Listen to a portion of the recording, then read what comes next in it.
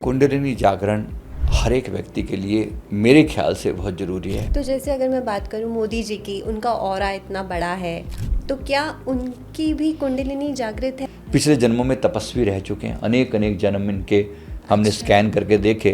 हमने क्या उनको सच में ब्रह्मांड ने चुना है, उनको सनातन ने चुना है। कर्म और किस्मत में किसको माना जाए? अब देखो, जो पिछले जीवन का कर्म था इस जीवन में उनका भाग्य बन चुका है। अब ये कहे कि भाई भगवान तूने मेरे साथ बुरा क्यों किया, तो यही क्या तरीका है मैनिफेस्ट करने का? यस, इसीलिए लोग अपनी बात को जब ऐसा कहते हैं तो एंजल्स के थ्रू मैनिफेस्टेशन भी होती है। सोलमेट्स और ट्विन फ्लेम, एक प्रोपेगेंडा फैलाया गया है कि सबका ट्विन फ्लेम होता है। इसमें क्लॉज क्या है? सबका ट्विन फ्लेम होता है। 95% लोगों का ट्विन फ्लेम उनके ही अंदर होता है।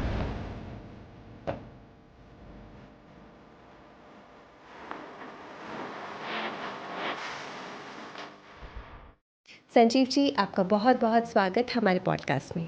जी नमस्कार, आपके सभी दर्शकों को मेरा प्रेम भरा नमस्कार। सिद्ध करने के बहुत सारे रास्ते होते हैं। एक रास्ता कुंडलिनी के बारे में भी जाता है। बहुत सारे लोग अपनी कुंडलिनी को जागृत करना चाहते हैं क्योंकि वो कुछ पाना चाहते हैं, और उस पाने के चक्कर में भी बहुत सारे लोग इस चीज़ को करते हैं। तो क्या ये सही रास्ता है? ये कुंडलिनी जागरण का मतलब क्या है? अपने समस्त चक्रों को जागृत करना। अगर उसको कुंडलिनी ना भी कहा जाए, केवल चक्र जागरण भी कहा जाए तो भी ओके है। कुंडलिनी उसमें एक बहुत बड़ा रोल प्ले करती है। इसको ऐसे समझा जा सकता है जैसे हमारे शरीर में 7 चक्र हैं, मूलाधार से लेकर क्राउन चक्र तक, है ना। तो सभी चक्रों पर बराबरी पर ऊर्जा पहुँचे, सभी चक्रों पर। अभी आम तौर पे मैंने जो जाना है, क्योंकि मुझे अपने गुरुदेव की कृपा से मैं लोगों के चक्र भी देख पाता हूँ, ऑरा भी देख पाता हूँ। अब जब चक्र दिखते हैं तो चक्र की अपनी एक एनर्जी है ना। अब चक्र की एनर्जी है का मतलब, जैसे मान लो किसी का मूलाधार चक्र केवल 30% एक्टिव है, तो उसे 70% उस पर वर्क करने की ज़रूरत है ना। तो ये तरीका है, वो क्या करे, लम की चैंटिंग करे constant, lump lump lump lump. धीरे धीरे धीरे करके मूलाधार चक्र एक्टिव होगा। कितना टाइम लग सकता है? 2 से 3 महीने, कभी कभी ज़्यादा 5-6 महीने भी लग सकते हैं, बेस्ड ऑन की ब्लॉकेज कितनी ज़्यादा है। ऐसे स्वादिष्ठान चक्र के लिए, ऐसी मणिपुर चक्र के लिए, सबके लम वम रम यम हम, ऐसे बीज मंत्रों की चैंटिंग, ये एक तरीका है कुंडलिनी जागरण का। One of the basic way है। प्रत्येक चक्र के अपने अपने कुछ सिम्टम्स हैं, उसके कारण बहुत कुछ चेंज होता है, और प्रत्येक चक्र से बहुत कुछ जागृत होता है। जैसे मूलाधार चक्र के जागृत होती है, आपके अंदर के फियर समाप्त हो जाएंगे, एकदम निर्भय हो जाओगे आप। अच्छा। आपका शरीर बिल्कुल स्वस्थ रहेगा उसके बाद, और आपको किसी तरह की फिजिकल डिजीज़ नहीं होंगी। ये एक बेसिक बात है। तो ये बेसिक है मूलाधार चक्र के जागृत होने का। इसी प्रकार स्वादिष्ठान चक्र के जागृत होने से आपकी काम ऊर्जा राम ऊर्जा में परिवर्तित हो जाती है, जो कि बहुत बड़ी अचीवमेंट है। राइट। वरना दुनिया इसी में फंसी फंसी सारा जीवन बिता देती है, तो बाहर आने का प्रयास भी करना चाहिए। तो ये कुंडलिनी जागरण का एक सेकंड स्टेप हो गया। ऐसी अगर वो कुंडलिनी ऊर्जा जब उठती है और नेक्स्ट चक्रों को भेदन करती है, तो मणिपुर चक्र पर भी आती है। तो मणिपुर चक्र पर जो आपकी ऊर्जा होती है, उसमें आपकी कॉन्फिडेंस की, विल पावर की, धन की ऊर्जा होती है।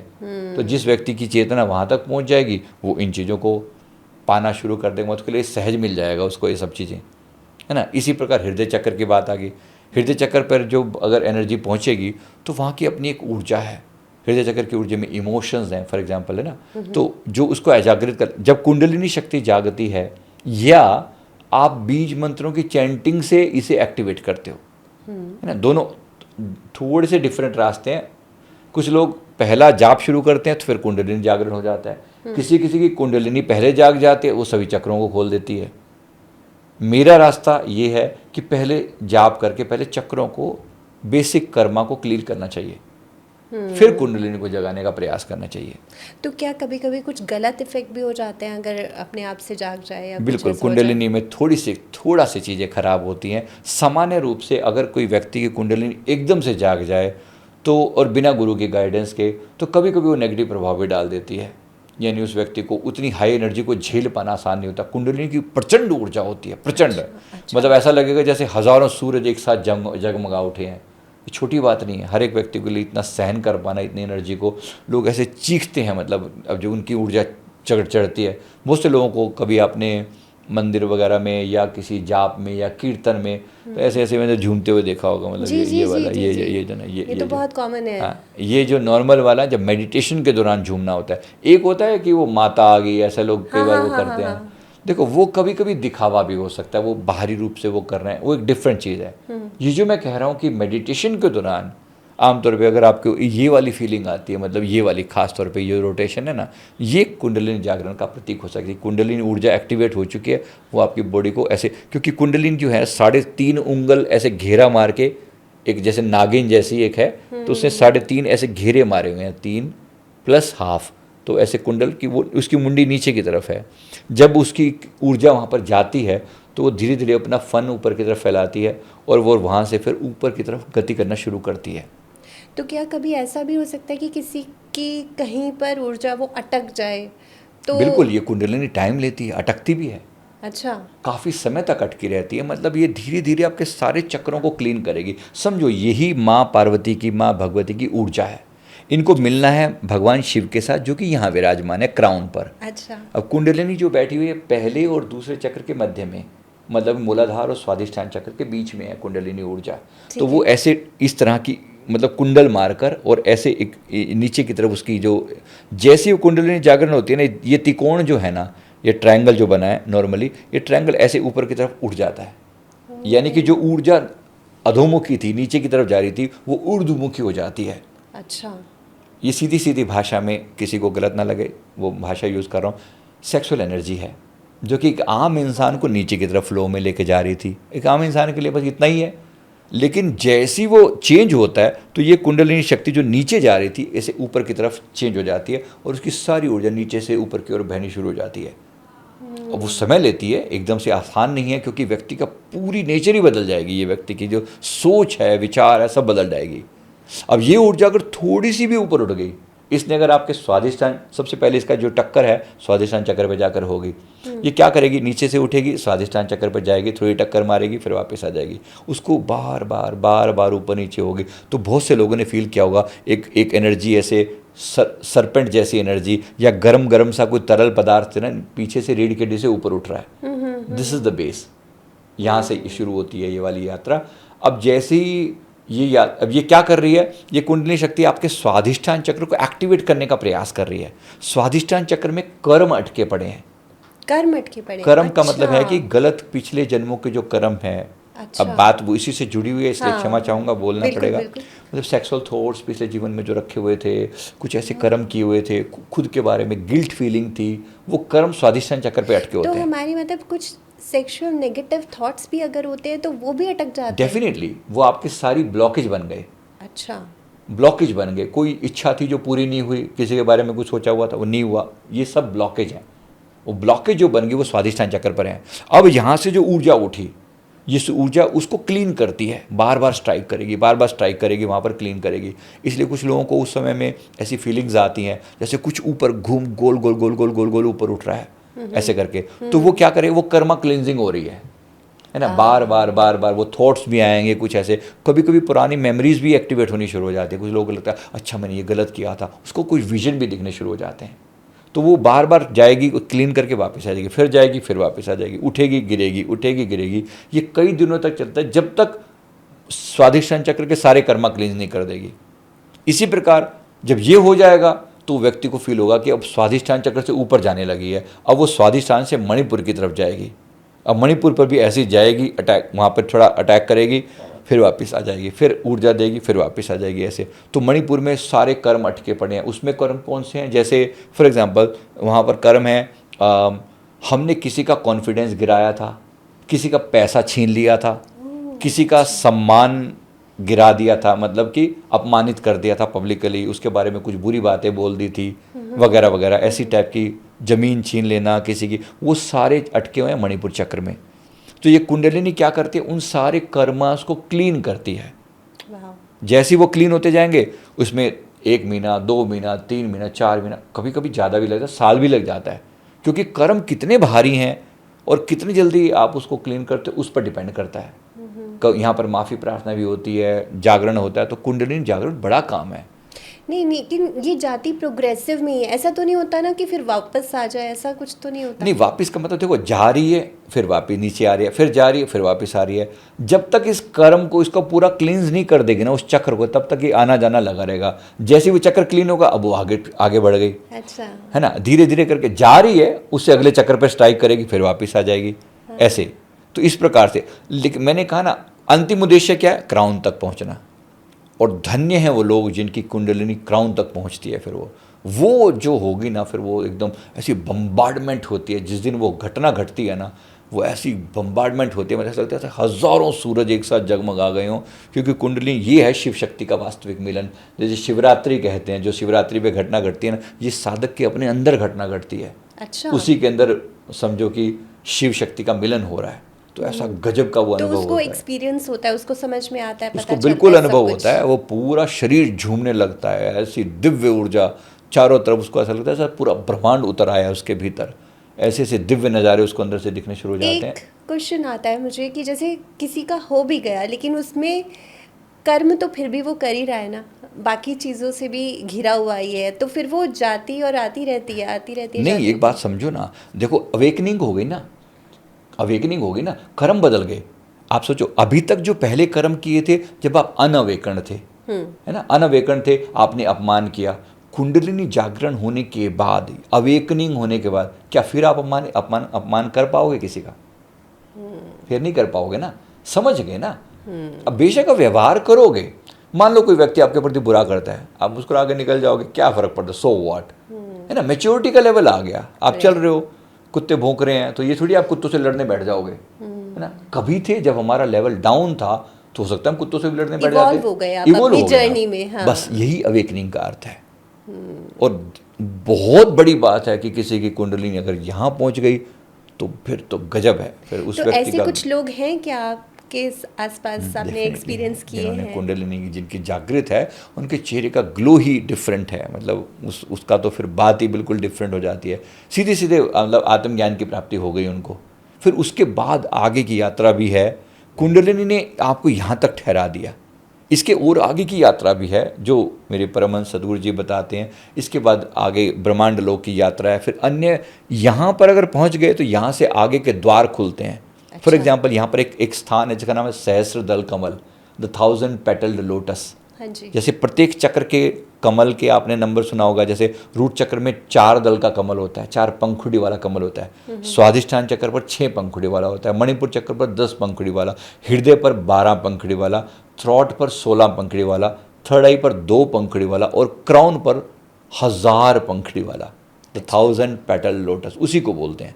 तो कितनी बड़ी बात है, कोई व्यक्ति उठा रूट चक्र से, मतलब 4 पंखुड़ी से उठा, और लेकिन पहुंचा वो हजारों पंखुड़ियाँ खुल गई। पंखुड़ी का मतलब है डायमेंशन खुल गए। यानी कि अगर एक बार वहाँ पहुँच गए, अगर आप क्राउन पर पहुँच गए, तो वो जो लोटस खुलेगा ना, उसका प्रत्येक जो स्टेम है, प्रत्येक पंखुड़ी जो है ना, वो मानो एक गेटवे है। उसकी एक पंखुड़ी हो सकता है ब्रह्मलोक की तरफ जा रही है, ब्रह्मलोक का द्वार है वो। अच्छा। एक दूसरी पंखुड़ी श्री विष्णु लोक का द्वार है, तीसरी पंखुड़ी पितृलोक का द्वार है, चौथी पंखुड़ी ऐसे गंधर्व लोक की तरफ जा रही है। ऐसे अलग अलग डायमेंशन खुल जाते हैं। मैं एक एग्जांपल दे रहा हूँ, ऐसे अनेक डायमेंशन खुलते खुलते चले जाते हैं। तो ये सारे तब होंगे जब हम अपने कर्मों का हिसाब पूरा करेंगे। ये जरूरी मतलब है। कनेक्टेड वो हमारे कर्मों के साथ ही है। डेफिनेटली इसमें कर्मों का बहुत बड़ा रोल है। कोई व्यक्ति कहे अब कुंडलिनी भी जागृत होगी तो वो आपके कर्मों को ही क्लींस करेगी। कर्मों की नॉलेज तब भी जरूरी है क्योंकि कर्म आपके सामने आएंगे। हाँ। और सामने आएंगे तो अपना प्रभाव भी दिखाएंगे। तो कुंडलिनी की यात्रा थोड़ी सी मुश्किल इसीलिए पड़ती है कि जो कर्म समय के हिसाब से, मान लो 10 साल बाद कोई कर्म पड़ा हुआ था, मान लो अब से 10 साल बाद आपके जीवन में कुछ ऐसा कर्म आना था कि किसी ने आपका अपमान करना था। फॉर एग्जाम्पल, अगर आपने अभी से यात्रा शुरू कर दी, आपने कुंडलिनी जागरण में ध्यान आपका मणिपुर पे गया। अब कुंडलिनी क्या करेगी, जैसे ही मणिपुर चक्र पर स्ट्राइक करेगी, वो 10 साल आगे आने वाला जो कर्म है ना, उसको अभी क्लींस करेगी। हो सकता है कुछ छोटा मोटा अपमान आपको सहना पड़ जाए। अच्छा। लेकिन वो जब होता तो हो सकता है आपको बहुत पब्लिकली गंदे वाली इंसल्ट होती। अगर वो 100 लेवल की होती ना, हो सकता है आपको 2-4% अभी कोई छोटा मोटा किसी ने कुछ ऐसे कह दिया, है ना, इस टाइप से छोटा मोटा अपमान हो गया। इतनी तो मैच्योरिटी होनी चाहिए ना कि भाई इसको निपटा दिया। यानी कि उस व्यक्ति के कर्म क्लीन हो रहे हैं, जो आने वाली चीज़ें वो अभी क्लीन हो रही हैं, धीरे धीरे करके उसकी अवेकनिंग होती चली जा रही है। और अगर अवेकनिंग सही सही हो गई तो ये बंदा जब निकलेगा तो कुंडलिनी जागरण होते ही संत बन गया ये कोई साधारण बात नहीं है। संत कहलाना ऊपर से और बात है, और संत हो जाना, अगर आपके चक्र जागृत हो गए, कुंडली जागृत हो गई तो आप संत हो गए। तो जैसे अगर मैं बात करूं मोदी जी की, उनका ऑरा इतना बड़ा है, तो क्या उनकी भी कुंडलिनी जागृत है, हम कह सकते हैं क्या ऐसा? बिल्कुल ऐसा कह सकते हैं। बहुत पावर है उनके पास, बहुत गजब की ऊर्जा है, बहुत सारे आशीर्वाद हैं उनके साथ। पिछले जन्मों में तपस्वी रह चुके हैं, अनेक अनेक जन्म इनके हमने स्कैन करके देखे, तपस्वी रहे हैं, वॉरियर रहे हैं। हाँ अच्छा। हाँ भाई, हमारे देश के प्रधानमंत्री हम सब कनेक्टेड तो है ही ना। जी, जी। हमने सबने चुना है मिलके, तो जाहिर सी बात है हमने क्या, उनको सच में ब्रह्मांड ने चुना है, उनको सनातन ने चुना है ना। केवल हम ही तो हम कौन होते हैं चुनने वाले, लेकिन फिर भी हम सबका भी रोल रहा है। हमने वोट डाला तो वो आए हैं, उस लेवल पर बैठे हैं, तो वो भी ज़रूरी था। कुछ लोगों ने वोट नहीं भी डाले, गड़बड़ें करी है ना, नहीं डाले, गलत डाले, तो दूसरों को चले गए तो उनकी पावर थोड़ी कम भी पड़ गई, लेकिन फिर भी वो अपना कार्य भरपूर ढंग से कर रहे हैं। बड़ी बात है। तो हमारे कर्मा सबसे इम्पॉर्टेंट है। यस।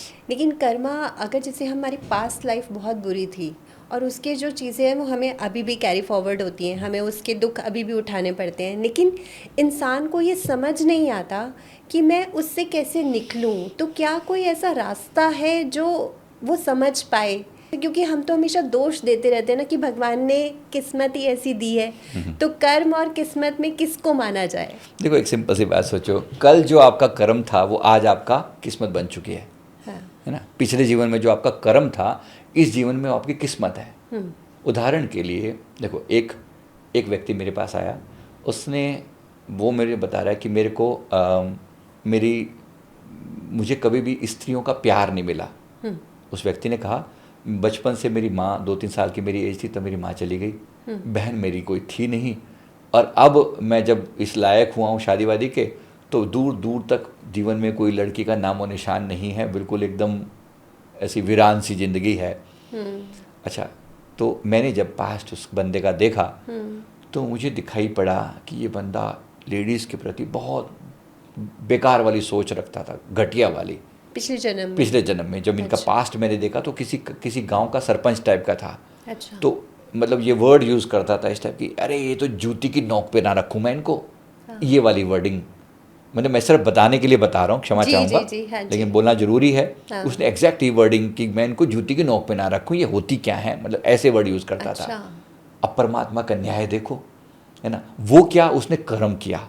वो कर्म जो है उस जीवन में तो चलो बाकी शुभ कर्म चले आ रहे थे तो इतना फर्क नहीं पता चला, मृत्यु के बाद ये कर्म उसका अब संस्कार बन चुका है, इसकी किस्मत बन चुका है।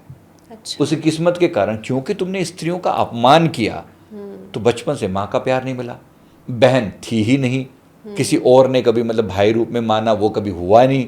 अब जब समय आया, अब जरूरत है कि लाइफ पार्टनर कोई मिले, अब कहाँ से मिले, जब तूने भाव ही ऐसा बना रखा है कि तू जूती की नोक पे ना रखे उनको, तो पर देख ले अब तरस जाएगा तू उसी जूती को सिर पे बिठाने के लिए। हमने परमात्मा से प्रार्थना करी इस व्यक्ति के लिए, तो हमें कहा, उन्होंने सिंपली आंसर आया, असंभव, इम्पॉसिबल। अरे अच्छा। अब सोचो ना, सारा जीवन ऐसा अपमान करता रहा, अरे मैं इनके बारे, मतलब इतनी गंदी सोच। तो वास्तव में अब देखो, जो पिछले जीवन का कर्म था इस जीवन में उनका भाग्य बन चुका है। अब ये कहे कि भाई भगवान तूने मेरे साथ बुरा क्यों किया, मुझे मेरे साथ ऐसा क्यों हुआ, भगवान का कोई लेना देना नहीं है इसमें, बिल्कुल भी नहीं है, अपना कर्म है। तो कर्म के हिसाब से अब जैसा उसका मिला, अब इसको क्या करना चाहिए। पहली बात लर्निंग क्या है, पहली बात उस गलती को सुधारे, अपनी सोच को बदले, है ना। आपने जो पूछा ना कि कैसे सुधार करें, कैसे उस चीज़ में चेंज करें, तो पहली चीज़ है अपनी सोच को बदले, वो जो गड़बड़ करी है उसको ठीक करे। तो पहली चीज़ तो यही, उस सोच को चेंज करे, स्त्रियों के प्रति सम्मान का भाव पैदा करे। दूसरी बात, अब क्योंकि शादी की बात हो रही है तो किसी की गरीब लड़की की शादियों में सहयोग करे, धन से, किसी और चीज़ से, जो उससे बन पड़े, कुछ सहयोग करे, कुछ सहायता करे, कुछ सेवा करे, और फिर उसके बाद फिर परमात्मा के नाम का कुछ जाप करे, तो हो सकता है कि कुछ समय के बाद जब इसकी गलतियां माफ़ कर दी जाएं तो इसके लिए रास्ते खुल जाएं। लेकिन ये तो उसने पास्ट लाइफ देख के समझा, अगर हम एक ऐसे ही समझें अपनी लाइफ में कि बहुत ज़्यादा पैटर्न्स में बहुत गलतियाँ हो रही हैं, बहुत सारी चीज़ें हमारे साथ एक्सपीरियंसेस गलत हो रहे हैं, जैसे किसी की बार बार शादी होके टूट रही है, कई बार ऐसा होता है, बहुत सारे पैटर्न्स में चीज़ें दिखती हैं हमें, और फिर वो सोचते हैं कि हमारे हिस्से में शायद शादी ही नहीं है, ऐसे सोच के बैठ जाते हैं। तो इस चीज़ को सुधार कैसे कर लेना चाहिए उन्हें? देखो, पहले मैंने कहा ना, अगर पॉसिबल हो, अगर आप इतने समझदार हैं, इस पैटर्न को खुद ही समझ सकते हैं तो बेस्ट है। मैं नहीं कह रहा हूँ कि आपको पास्ट लाइफ देखना चाहिए, बिल्कुल भी नहीं। आप बड़े प्यार से समझ गए पैटर्न को कि मेरी ज़िंदगी में ये घटना बार बार हो रही है, जैसे बार बार एक्सीडेंट हो रहा है, जीवन में पैसा कितना भी कमा लो या तो आता नहीं है, आता है तो टिकता नहीं है, नौकरी से बार बार निकाला जाता है, बार बार अपमान होता है बॉस के द्वारा। अब हर एक का एक पैटर्न है ना। राइट। अब इतना तो समझदार हम हो ही चुके हैं कि अगर आप कह रहे हो कि समझ में आ गई है, देखो यही पास्ट लाइफ का रोल आता है। या तो आप अपने उस चीज़ों को देख के खुद से एनालाइज करके स्वीकार कर लो, हाँ।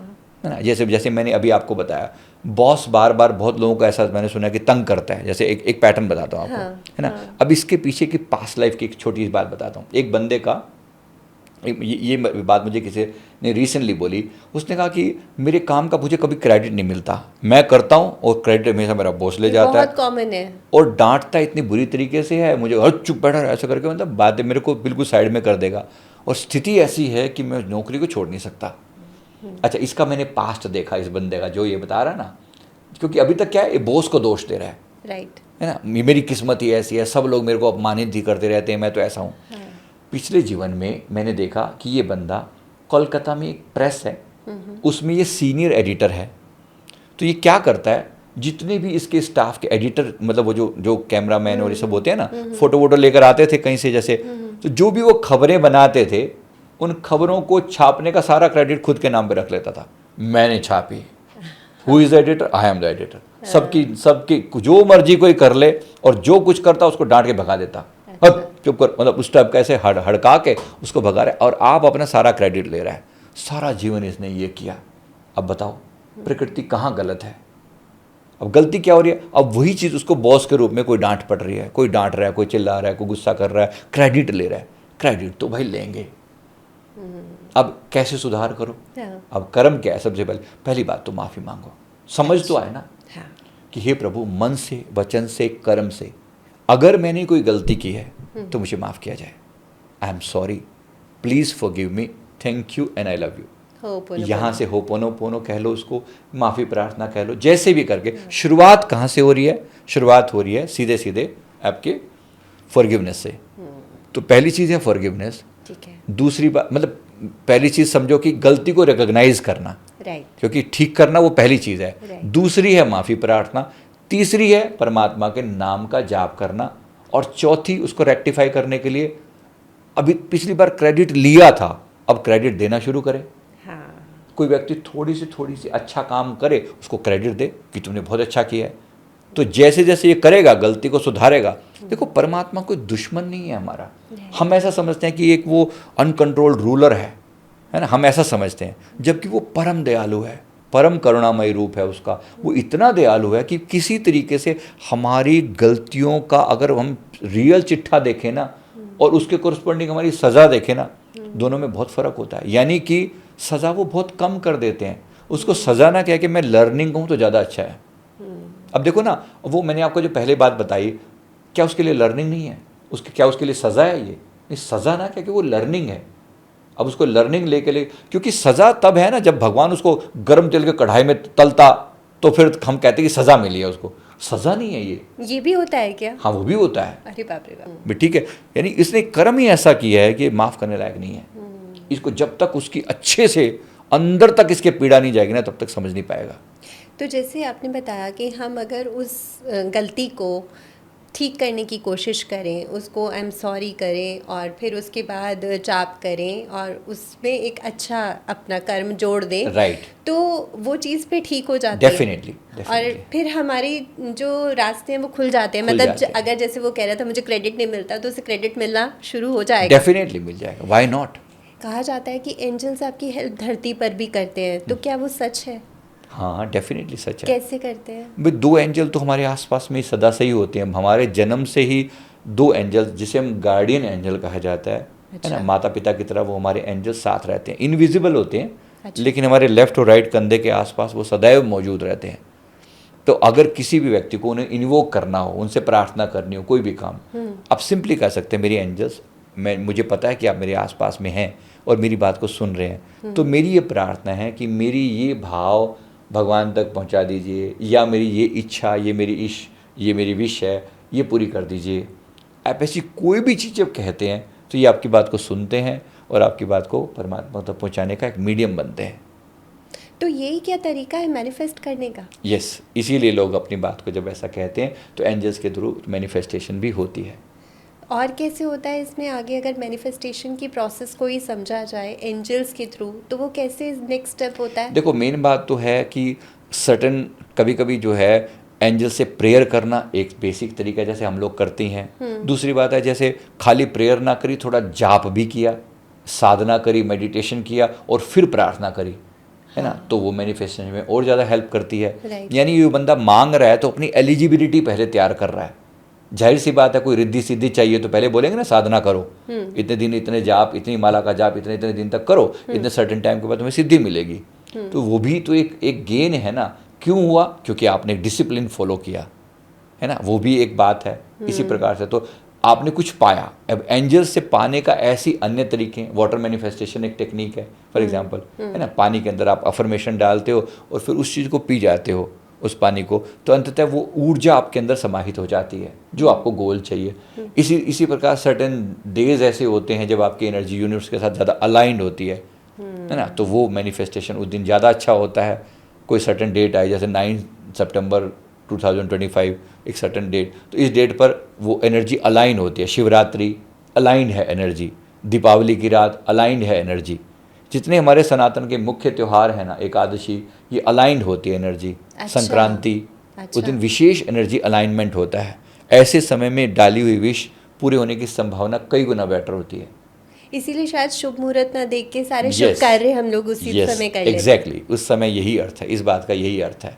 सोलमेट्स और ट्विन फ्लेम, ये क्या कॉन्सेप्ट है और ये सच है कहाँ तक, इसके बारे में जानना चाहती हूँ थोड़ा सा। दो बातें हैं। देखो, सोलमेट क्या होता है? सोलमेट का मतलब होता है कि वो आत्मा जो पहले भी जन्मों में मेरी सोल की कई जन्मों की मित्र रह चुकी है, मतलब कनेक्टेड रह चुका हूँ मैं। मेट का मतलब, सोलमेट का मतलब सोल का मित्र, किसी भी रूप में। कोई रिश्तेदार हो सकता है, फॉर एग्जाम्पल हो सकता है मेरी मदर मेरी सोलमेट हो। अच्छा, कोई भी हो सकता मतलब है, वो सोलमेट कोई भी हो सकता है, नहीं नहीं जरूरी नहीं। सोलमेट का मतलब केवल ये नहीं है। सोल का मतलब सोल फैमिली से बिलोंग करता है। अब सोलमेट में अगर कोई पार्टनर भी कहे तो yes, partner is also included. यानी हो सकता है कि उसका, उन दोनों का पहले भी जन्म हुआ और ये दोनों एक दूसरे के या तो फियांसे रहे हों, बिलव्ड रहे हों, या मैरिड कपल रहे हों, ऐसा कुछ भी हो सकता है।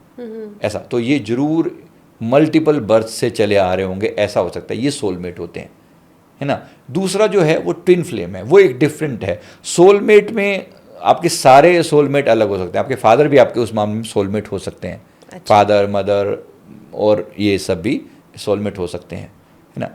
नॉर्मली हम सोलमेट को फिर लोग ज़्यादातर, क्योंकि लोगों को ज़्यादा, क्योंकि पैसा उसी में आता है तो रोमांटिक उसमें ज़्यादा जोड़ देते हैं कि मेरा पार्टनर टाइप में ज़्यादा जोड़ देते हैं, तो वो सोलमेट की बात ढूंढते हैं कि मेरा सोलमेट कौन है, है ना। देखो, ये इतना आसान नहीं, ये एक प्रोपेगेंडा फैलाया गया, सीधी भाषा में बात करूँ तो। सिमिलरली ट्विन फ्लेम भी एक प्रोपेगेंडा है। अच्छा, प्रोपेगेंडा, देखो दुनिया के जितना मैं जानता हूँ, मैं और ये मैं एंजल्स के प्रूफ के साथ कह रहा हूँ, ये बात ऑथेंटिसिटी के साथ कह रहा हूँ, क्योंकि ये बहुत, अब से 10 साल पहले किसको पता था ट्विन फ्लेम नाम की कोई चीज़ थी? कभी सुनी थी जीवन में? सुनी भी नहीं थी। सडनली आई और आज हर बंदा अपना ट्विन फ्लेम ढूंढ रहा है। हाँ। क्या ये प्रोपेगेंडा नहीं है? राइट। तो सोचने की बात है, अगर था, इतनी ही बात सत्य थी, हमारे यहाँ 7 गिना जाता है। कोई ना कोई प्रमाण तो होता, कोई ना कोई प्रमाण होता ना। हाँ। देखो, हमारे यहाँ शिव शक्ति का एक जोड़ी है, हाँ, है ना, सदा इटर्नल, ये है सोलमेट। इटर्नल सोलमेट जोड़ी है, सदा से थी, सदा है, युग युग बीते, अलग अलग रूपों में आई, है ना।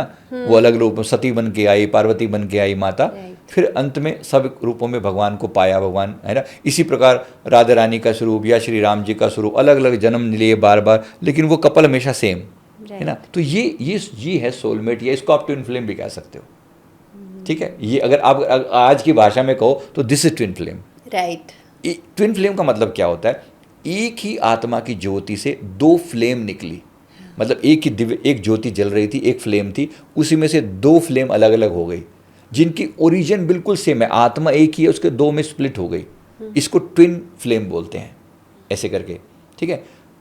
सोलमेट में आमतौर पे दो अलग अलग आत्माएं हैं, लेकिन दोनों ने इकट्ठा समय एक दूसरे के साथ लंबे समय तक बिताया, एक दूसरे को अच्छे से प्यार से समझा, जिसके साथ भी प्यार का रिश्ता हुआ वो आपका सोलमेट हो सकता है। अच्छा। आपने कहा इस जीवन में इस व्यक्ति के साथ, चाहे वो ब्रदर क्यों ना हो, कोई भी हो सकता है, कोई भी। गुरु शिष्य का संबंध सोलमेट का संबंध है। मेरे गुरुदेव मेरे कई जन्मों, 30 जन्मों से मेरी संभाल कर रहे हैं, वो मेरे सोलमेट है। सही बात है। ऐसे तो ये सोलमेट है। सोलमेट, ये वाली बात क्लियर होगी। ट्विन फ्लेम का मतलब, ये ट्विन फ्लेम जो है ये केवल मतलब पार्टनर्स के लिए ही ट्रू है। ये वाली चीज़, अब क्योंकि इतना रोमांटिक सा लगता है, हाय हाय मेरा ट्विन फ्लेम कहाँ। अब लोगों को सबसे लेट्स लर्न, अपना ट्विन फ्लेम ढूंढो, है ना, सर्च चल रही है, फिर उसके ऊपर कोर्सेज करवाए जा रहे हैं। पैसा कमाने के साधन तो यही होंगे ना, यहाँ गड़बड़ है। एक प्रोपेगेंडा फैलाया गया है कि सबका ट्विन फ्लेम होता है, होता है। इसमें क्लॉज क्या है, सबका ट्विन फ्लेम होता है। 95% लोगों का ट्विन फ्लेम उनके ही अंदर होता है। अच्छा। यानी मेरे ही अंदर मैस्कुलिन मैं भी हूँ, और मेरे अंदर एक फेमिनाइन कैरेक्टर भी है, राइट, है ना। आप ही के अंदर भी मैस्कुलिन भी फेमिनिन भी, दोनों क्वालिटीज हैं। हमारे यहाँ भी शिव शक्ति का जोड़ा ऐसे दिखाया जाता ना, आधे शिव और आधे पार्वती। जरा सोचना, अर्धनारीश्वर क्यों इतना पॉपुलर बनाया गया इसे। हमने अपने वृद्ध आश्रम में अर्धनारीश्वर भगवान को स्थापित किया है, ताकि लोग यहाँ पर आकर कंप्लीट फील कर सकें, राइट, है ना, कंप्लीट फील कर सकें।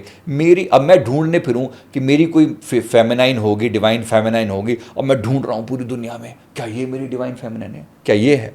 यानी कि मैंने अपने सुख को किसी और से जोड़ दिया, है ना। कोई और आएगा तो मुझे सुख ही देगा, वो नहीं मिलेगी तो मैं दुखी हूँ, इसीलिए दुखी भी रहते हैं। और वो मैनिफेस्टेशन भी नहीं होता, और मैनिफेस्टेशन भी नहीं होता। और फिर तरह तरह की प्रोपेगेंडा में झूठ फैलाए दिए जाते हैं, फिर वो बंदा हर जगह ढूंढता फिर रहा है, लगा लगा लोगों पे ट्राई कर रहा है, और उल्टी सीधी हरकतें, फिर बहुत सी बातें उसमें ऐड हो जाती हैं। तो इसका क्या सही तरीका है, मतलब देखो सब बेसिक बात क्या है, बेसिक चीज़ क्या है, समझो 95% इंक्लूडिंग यू मी एवरीबडी, 95% लोगों का ट्विन फ्लेम उन्हीं के भीतर है। तो पहली बात मैं क्या करूं, मेरे अंदर ही एक मैस्कुलिन पार्ट है, नॉर्मली समझो राइट साइड मैस्कुलिन और लेफ्ट साइड फेमिनिन, ठीक है, ये बिल्कुल नॉर्मल सी बात है।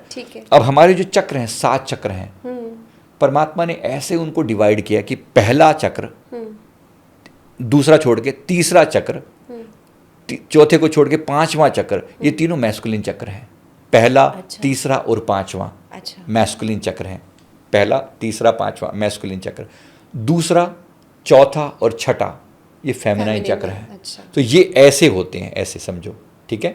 और 7वां सबके लिए कॉमन है, ना वो मैस्कुलिन है ना वो फेमिनिन है, 7वां मतलब क्राउन, ठीक है ना। तो अब ये चक्र, वास्तव में इसका अर्थ ये है, अगर मैं अपने सारे चक्रों पर काम करूं एज ए मेल, मेरे पहला यानी कि मूलाधार चक्र, तीसरा मणिपुर, 5वां थ्रॉट चक्र एक्टिव रहेगा बाय नॉर्मली, यानी बेटर होगा, और सैक्रल चक्र कंपैरेटिवली वीक होगा। मेल्स का सैक्रल चक्र वीक होता है, फीमेल्स का सैक्रल चक्र बेहतर होता है, जो उन्हें सुंदर बनाता है।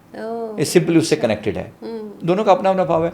फिर फीमेल्स का हृदय चक्र बहुत एक्टिव रहेगा, और उसके साथ उनकी थर्ड आई बहुत एक्टिव रहेगी। मेल्स का रूट एक्टिव रहेगा, शरीरी रूप से थोड़े स्ट्रॉन्ग होंगे, और मणिपुर स्ट्रॉन्ग होगा, कॉन्फिडेंस ज़्यादा होगा, ना थोड़ा सा, और फिर थ्रॉट ज़्यादा स्ट्रॉन्ग होगा, अपनी बात को कह पाएंगे, है ना। भाई ये फीमेल्स में ये थोड़ा उल्टा हो गया यहाँ पर, दूसरा, चौथा और छठा ये फीमेल्स का होगा। तो व्यक्ति को क्या करना चाहिए, सबसे पहले अपने चक्रों को जगाना चाहिए। अगर आपको अपने डिवाइन मैस्कुलिन या फेमिनाइन से मिलना है तो पहले अपने उन चक्रों को जगाओ जो कमज़ोर हैं, तो आपको अपने ही भीतर आपकी फेमिनाइन मिल जाएगी या मैस्कुलिन मिल जाएंगे। बाहर मत ढूंढो, वरना ढूंढते रह जाओगे पागलों की तरह, और इसी सर्च में बार बार मरोगे और फिर जन्मोगे, फिर ढूंढते कब मेरी खोज पूरी होगी, मुझे मेरा डीएम कब मिलेगा, मुझे मेरा, वो लोग बोलते हैं, मुझे बहुत अजीब लगता है। मैं ना ट्विन फ्लेम जर्नी में हूँ। मैंने कहा जरा कहाँ शुरू हुई थी जर्नी बताना। समटाइम लुक्स वेरी फनी, मुझे नहीं अच्छा लगता, लिटरली मुझे नहीं अच्छा लगता, क्योंकि उन्हें बहकाया गया है, उन्हें पता ही नहीं है, उन्हें पता ही नहीं है। अब से 10 साल पहले कौन सा ट्विन फ्लेम था, कहाँ से पैदा हो गया ट्विन फ्लेम, नहीं, ऐसा नहीं है। हमारे अंदर जैसा आपने बताया मैस्कुलिन और फेमिनाइन को हम बैलेंस कर लेते हैं अपने ही अंदर, तो हम वो कंप्लीटनेस वाली फीलिंग में आ जाते हैं। डेफिनेटली। और जब हम कंप्लीटनेस वाली फीलिंग में आ जाते हैं तो उसके बाद क्या हमें अपने आप ही पार्टनर, लाइफ की अच्छी चीज़ें अट्रैक्ट होने लगती हैं। देखो इसका मतलब क्या है कि पहली बात समझें, आप अपने सुख के लिए दूसरे पर डिपेंडेंट मत बनिए। हाँ, ये आपको परिपूर्णता की तरफ ले जाएगा, ये आपको मुक्ति की तरफ ले जाएगा। अगर मैं डिपेंडेंट ही रह गया कि कोई और आएगा जो मेरे जीवन को कंप्लीट बनाएगा, अन्यथा मैं अधूरा, हाँ, तो प्यार आप अधूरे ही रह कंप्लीट जाओगे। बनाएगा। आप अधूरे, आप सेल्फ लव तो सीख ही नहीं पाए ना। राइट। हमारा प्रिंसिपल क्या है? Self love. मैं खुद से प्रेम कर सकूं, मैं अपने ही आप में परिपूर्ण हूं। मैं शुद्धो अहम, बुद्धो अहम, मुक्तो अहम, आनंदो अहम। किसने कह दिया ये बात? सोच के देखो ना। उन्होंने कहा कि मैं नहीं आधा शुद्ध हूं, आधा कोई और कर आएगी तो मैं बनूंगा। रेडिकुलस।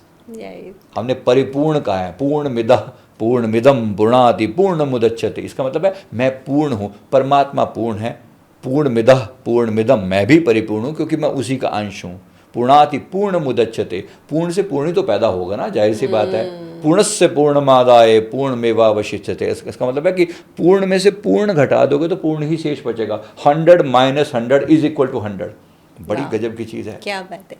यानी परमात्मा से निकल जाने के बावजूद परमात्मा में कोई कमी थोड़ी आ गई है। नहीं। तो बात समझने की है, शून्यता में क्या कमी आएगी। हाँ।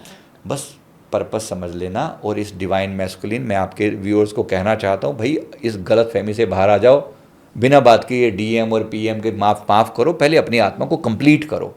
Even if you have DM, मान लो 1% किसी का बाहर भी है, तो भी आपको अपने चक्रों को जागृत करना ही पड़ेगा। वरना लोग क्या करते हैं ना, दूसरे पर डिपेंडेंट हो गए ना, कभी खुद की जर्नी कंप्लीट हुई ना। अधूरा अधूरे को क्या पूरा करेगा बताइए। सोच के बताने की बात है ना, कैसे पूरा करेगा वो भी अधूरी, वो भी अधूरा। दो अधूरे कैसे मिलके पूरे हो जाएंगे? Doesn't work. दोनों को अपने अपने चक्रों पर इंडिविजुअली काम करना पड़ेगा। अगर दोनों अपने आप में बैलेंस होंगे, तब अगर ये एक दूसरे के साथ होंगे भी सही ना, साथ होके, तब जिस डिविनिटी को एक्सपीरियंस करेंगे वो अलग बात होगा, है ना। तो ये समझना बहुत ज़रूरी है, अन्यथा कन्फ्यूजन बना रहेगा। क्या बात है, बहुत ही डीप नॉलेज है सर आपको।